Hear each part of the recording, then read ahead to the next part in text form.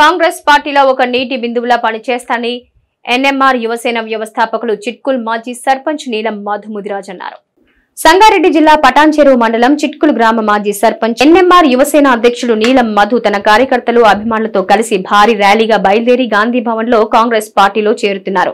చిట్కుల్లోని మల్లన్న దేవాలయంలో ప్రత్యేక పూజలు నిర్వహించారు. నీలం మధు మాట్లాడుతూ కాంగ్రెస్ ప్రజాప్రభుత్వం ప్రజాపాలన చూసి రాష్ట్ర కాంగ్రెస్ పార్టీ ఇన్ఛార్జ్ దీపాదాస్ మున్షి సమక్షంలో సీఎం రేవంత్ రెడ్డి ఆధ్వర్యంలో కాంగ్రెస్ పార్టీలో చేరుతున్నట్టు తెలిపారు. జిల్లా మంత్రి దామోదర రాజనరసింహ, సంగారెడ్డి మాజీ ఎమ్మెల్యే జగ్గారెడ్డి ఆశీస్సులతో పటాన్చెరు నియోజకవర్గంలో కాంగ్రెస్ పార్టీని మరింత బలోపేతం చేస్తానన్నారు. పార్టీ పెద్దలు తనకు ఏ బాధ్యత ఇచ్చినా సరే ఒక నీటి బిందువులా పనిచేసి పార్లమెంట్ ఎన్నికల్లో మెదక్ ఎంపీ స్థానాన్ని కాంగ్రెస్ పార్టీ కైవసం చేసుకునేలాగా కష్టపడతామని నీలం మధు చెప్పారు. ఎన్ఎంఆర్ యువసేన సభ్యులు, కార్యకర్తలు, అభిమానులు వందలాదిగా కాంగ్రెస్ పార్టీలో చేరేందుకు గాంధీ భవన్ కు బయలుదేరారు.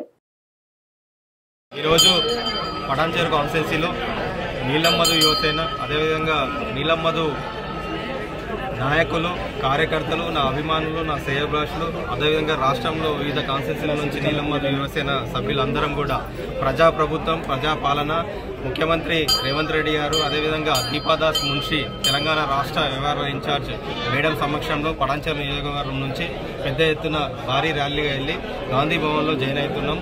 జాయిన్ అయిన తర్వాత కూడా ఈ కాంగ్రెస్ ప్రభుత్వం నుంచి ప్రజలకందరికీ, ఎందుకంటే అన్ని వర్గాల ప్రజలకు మేలు జరిగే ప్రభుత్వం కాంగ్రెస్ ప్రభుత్వం కాబట్టి రేవంత్ రెడ్డి గారి అధ్యక్షుల్లో, అట్లనే మా జిల్లా మంత్రివర్యులు దామన్న గారు ఆధ్వర్యంలో అందరం కాంగ్రెస్ కార్యకర్తలం అందరం కూడా పార్టీని ఇంకా బలోపేతం చేసి రానున్న పార్లమెంట్ ఎలక్షన్లో కూడా ఈ మెదక్ సీటు పార్లమెంట్లో కూడా కాంగ్రెస్ సీటు గెలిపిస్తామని తెలియజేస్తాం. కాంగ్రెస్ పార్టీ కార్యకర్త లాగా పార్టీ ఏ నిర్ణయం తీసుకుంటే, పార్టీ ఏం చెప్తే పార్టీకి పనిగా చేస్తా, పార్టీలో ఒక నీటి బిందువు దాకా పనిచేస్తా, కార్యకర్త లాగా ఉంటుంది.